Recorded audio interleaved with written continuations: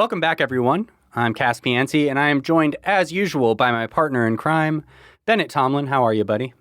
Oh, I'm doing well, Cas. How are you? I am doing well.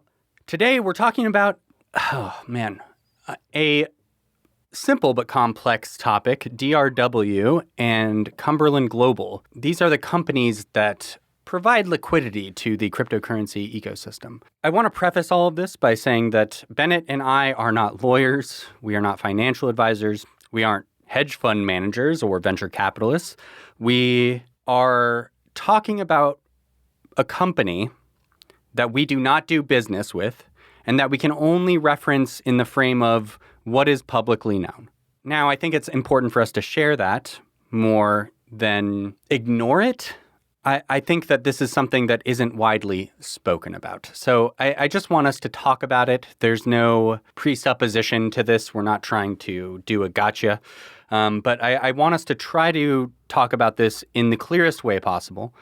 And if you could go ahead and get us started, Bennett, that would be great. I can certainly try, and I think it's important to understand what DRW and Cumberland do. DRW is a pretty massive trading firm based out of Chicago that does a lot of trading in the futures and derivatives markets, and then Cumberland Mining is the cryptocurrency-focused offshoot of DRW. Cumberland Mining specifically does a lot in the cryptocurrency space. They are a massive over-the-counter trading desk.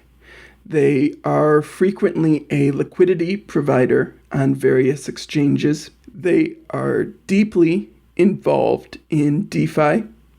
They are the trading partner for many institutions that have entered cryptocurrency. And they are one of the most well-connected firms in all of crypto.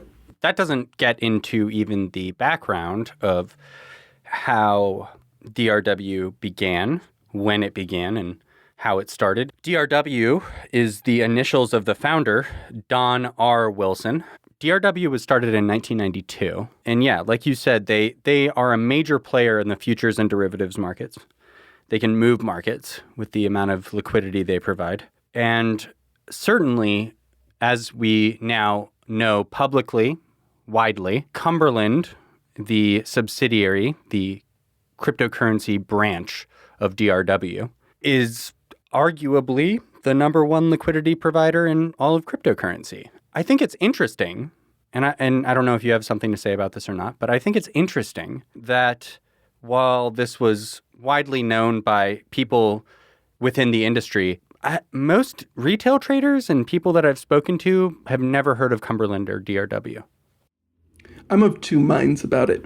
I remember when we discussed the importance of Cumberland Mining in 2018, and some traders thought we were overstating their role, and perhaps we were. But I also wonder, like in the stock market, how many retail traders, for example, know who Citadel is, who's executing on a lot of these options contracts and things like that.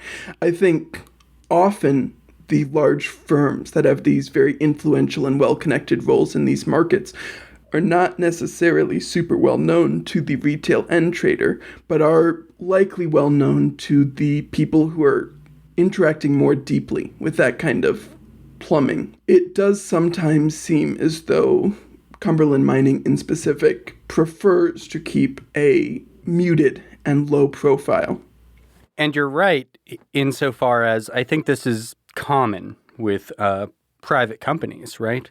You're not going to get a lot of transparency from Citadel or from Cumberland, but that makes sense. They have no transparency that they're required to give. I don't know what that says because there's an issue.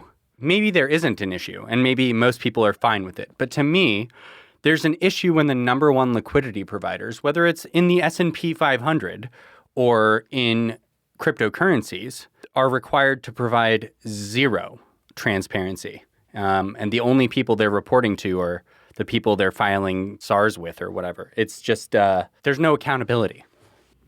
Yeah, and I think the reason we wanted to talk about them is because they are such an important part of the market in terms of like scale of their role.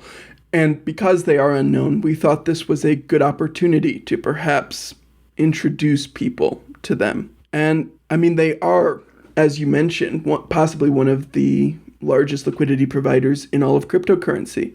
Recent reporting from Protos suggested that they might be the number one or number two issuer of tethers in all of history, which they're presumably using to liquidity provide on exchange and for their OTC operations. But knowing that they are the number one or number two in that role suggests that they are this incredibly important driver of activity in the cryptocurrency market more broadly.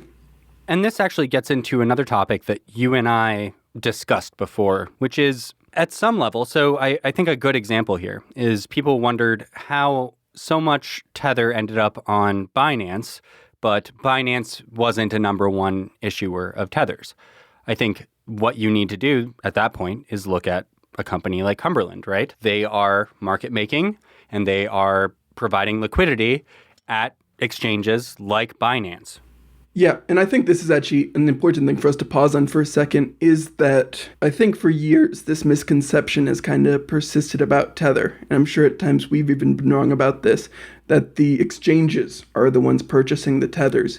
And more often than not, it seems to be these major trading firms like Alameda Research and Cumberland who are actually purchasing it and using it on these exchanges for market making and things like that. And so I think it's important to understand who's driving that activity on those exchanges. And they're obviously paying a fee for those services, right? So you're paying Cumberland to provide this to you.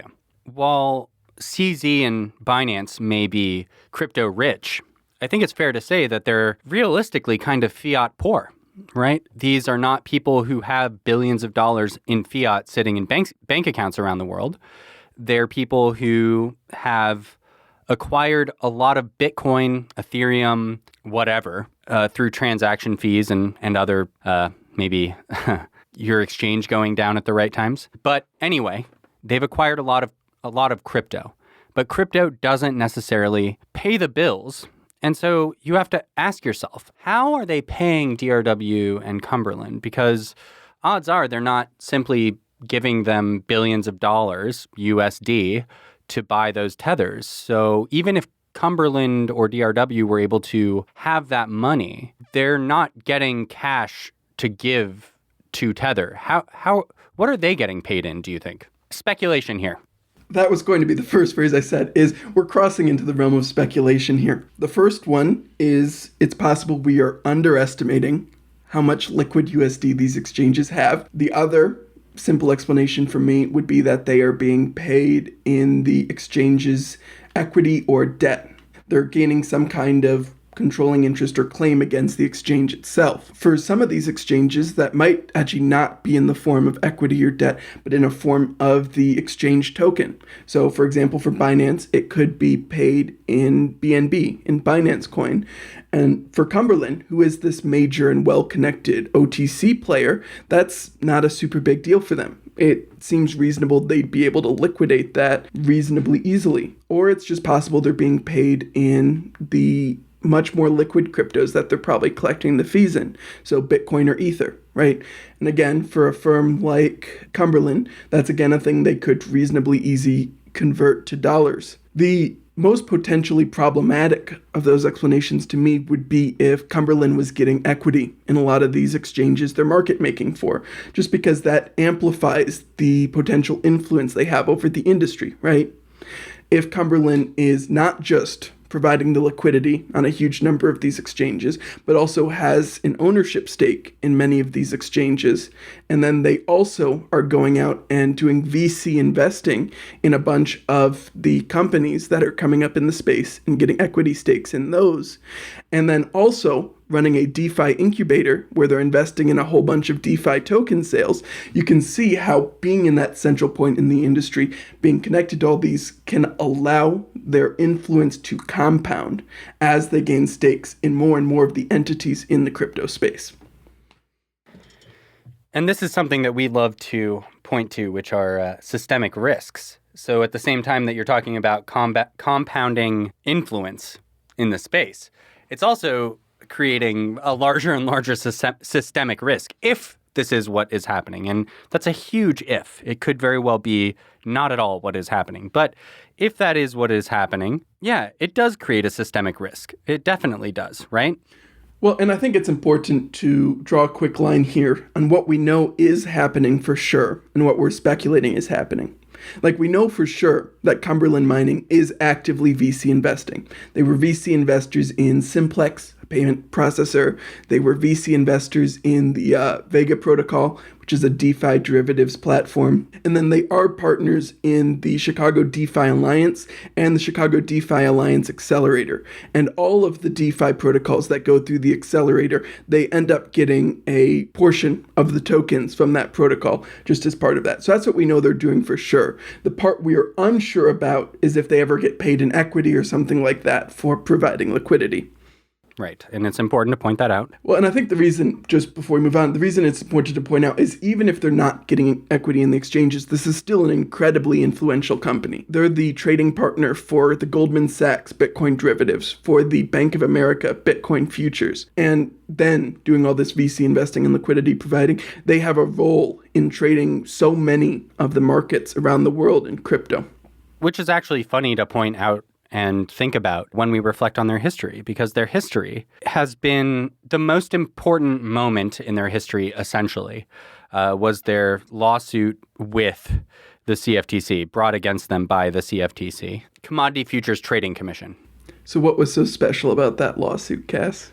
Okay, I want to preface this with, one, we're not lawyers. Two, I think what I find interesting is that the funds that you mentioned, oftentimes the regulators will seek out DRW to discuss these funds with them, to discuss the viability of these funds with them, to discuss the availability of liquidity and desire for these to be a marketed investment scheme. So I just think that's funny when you reflect on the fact that the CFTC brought a 5-year lawsuit against DRW that they ultimately lost. And I think it's really important to recognize that because it's affected a lot of markets since. The CFTC brought suit against DRW for apparent market manipulation, attempted market manipulation of the IDEX USD 3-month interest rate swap futures contract cleared at the International Derivatives Clearinghouse. So a long, complicated way of saying they were trying to manipulate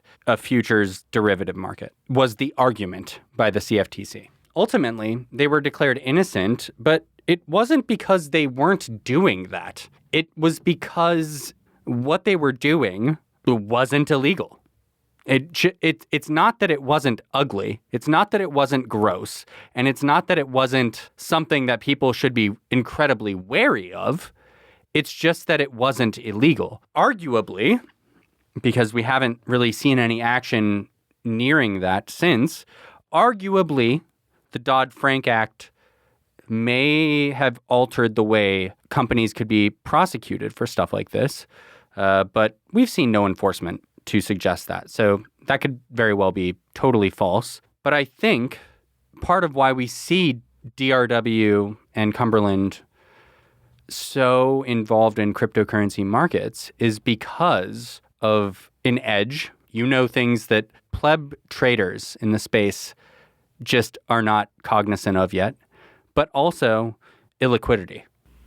I think you're certainly right. One of the most striking lines from that lawsuit for me is when Judge Sullivan wrote, "It is not illegal to be smarter than your counterparties in a swap transaction." And DRW in general is particularly good at finding places where they have that edge and they are smarter than their counterparties. And I think they've found in crypto a variety of markets where they are often smarter than their counterparties. I'm remembering some comments made by BTC Vix, a trader in the Bitcoin space who claims to have previously worked for DRW. Back in 2017, he was discussing in this one group chat about what they were able to do in crypto. And his exact quote was, "Our algos were designed to take retail traders' money. Stop runs, shakeouts, fakeouts. Because of how much liquidity is centralized in entities like Cumberland Mining, and because they have some of the best quant traders out there, and they have access to all of the market information all at once, I think that they are often able to take advantage of, like you said, illiquidity and structural inefficiencies that other people aren't able to. And because of that, they can generate significant profits. This is what I was referring to before, and this is from Skadden. The DRW decision does leave a significant question unanswered regarding manipulative activity under the CEA and CFTC rules. Notably, the conduct at issue in DRW ended just before the Dodd-Frank Act amendments and the CFTC's expanded enforcement authority under Rule 180.1, and it remains unclear how a court would apply the CFTC's current enforcement authority to facts similar to the DRW case. The CFTC's rulemaking is clear that the Commission does not interpret Section 6C1 to require the CFTC to prove an artificial price when pursuing, quote, fraud and fraud-based manipulative schemes. So I think that statement lends credence to the idea that and this is hearkening back to our discussions with more well-informed individuals like Rohan and Preston, but the idea that many of the enforcement action that we're seeking or the regulation that we're seeking, many of those actions are really covered by current rules and regulations. It's nothing new. It's just that it's not being enforced. Yeah, I think there are likely many actors in the cryptocurrency space who have violated the letter of the law. And so it's important to realize that that doesn't necessarily mean regulators will pursue a case against entities who break the law. It can be expensive for them to go after these entities. And if there's limited expectation of the CFTC actually getting a win, they can be disincentivized from doing that. And I think it's also what we see in the previous lawsuit against DRW is that actions can seem very manipulative and can seem to materially change the price of these assets in these major ways without being illegal. The concept is, this was the lawsuit that the CFTC brought against DRW, is that they were able to manipulate prices in this futures market by bidding in a different market and just continuously upping their bid. And by continuously upping their bid, this referenced price by this futures market was constantly going up, right? They were able to profit off of that. And I'm trying to think of a real world comparison, and one that I can think of that maybe it's not a fair comparison, but it's the best I can do, is I'm trying to sell land or a house. And I set the price the first year at $100,000 and no one is interested. And then the next year, I still don't care that no one is interested. I up the price to $120,000. Still, no one is interested. So I up the price to $150,000. Now, there's no futures market involved in what I'm discussing right now. So it's not a fair comparison. But if I did that, there's nothing illegal about me doing that until it sells. And not arguably, via the courts, there was nothing illegal about what DRW was doing in the futures markets. There was a piece of academic work that came out recently that I'm not fully qualified to judge, but I think might be relevant to discuss in this context. And that was by Carol Alexander, Daniel Heck, and Andreas Keck that looked at, the title of the paper is The Role of Binance in Bitcoin Volatility Transmission. And specifically, what they seem to notice is that it was the Binance futures market and changes in that market that seem to then drive variations in volatility across the rest of the spot markets in the cryptocurrency ecosystem. And so I think this suggests the possibility that there's the same kind of potential interconnectedness between these different markets in crypto that allowed DRW to get this advantageous position that was discussed in the lawsuit.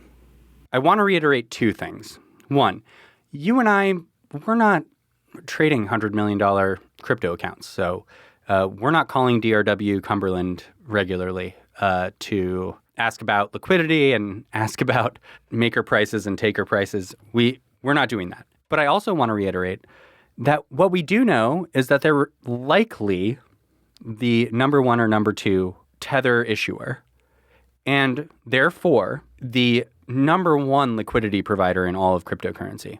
It's a centralized game, and they are the leader of the pack. So it's a company that not a lot of people know about, and I just wish more people spoke about them as such a major player in this up-and-coming, thriving industry, right? We're both being very careful with our words today. It's rare for us. It is rare for us. I'm going to edit all of this. I'm probably going to edit most of this out, but if you could hear the noises and the long thought out pauses that both of us are having today. Look, let's just be straightforward. We're talking about a multi-billion-dollar company that we don't want to fuck with. And I don't think, it's not like they're known for bringing lawsuits against people. It's not like they're known for being litigious. I'm not suggesting that. I just think we want to parse our words really carefully, and we don't want to say anything that could be misconstrued or just flat out proven false, right? Yeah, and I think part of the reason I'm hesitating with this and being extraordinarily careful is because DRW and Cumberland Mining, there is no evidence of wrongdoing, of law-breaking, of any bit of non-compliance in any part of their process whatsoever. However, they are such a centrally connected entity and so deeply important to so many parts of the industry that if there were wrongdoing, which again, there is no evidence of, there is the potential for them to do significant wrongdoing, right? If there was manipulation, if they were manipulating, which again, there is no evidence of, they could potentially do it on a very large and very effective scale due to their positioning in the industry. Right. The character I think of when I think of who best represents DRW Cumberland, Mark Baum goes and meets with this JP Morgan derivatives trader. They go and have dinner together or whatever. And this trader is just the biggest dick-swinging asshole in the world. And he's talking about, I make this much money. How much do you make? I fly in a private helicopter to New York. What do you do? It doesn't mean anything they're doing is illegal. It just means a lot of it might be kind of gross. And I'd be very careful if I was the counterparty on the other side of a transaction with them, because my expectation would be that they know things that I do not. And I think that's a fair summation. We're not trying to disparage the good name of DRW Cumberland. We're just trying to call attention to a large player in the space and in the futures trading space that doesn't get a lot of attention. And I just think people should know about them. It's not even a matter of regulation or anything else. People should just be widely aware. Like, we all know McDonald's. I think maybe Tyson is the one who supplies, I don't know who supplies them with meat. That's who you should be paying attention to. You shouldn't be paying attention to McDonald's. Pay attention to the meat supplier, right? Like, who cares about Robinhood? Pay attention to Citadel. Who cares about your tiny little options put or call position? Who's on the other end of that position, right? At least be aware of it. It doesn't mean don't take that position or don't trade, or it just means be aware of the risk that you're taking on. That's all. Yeah.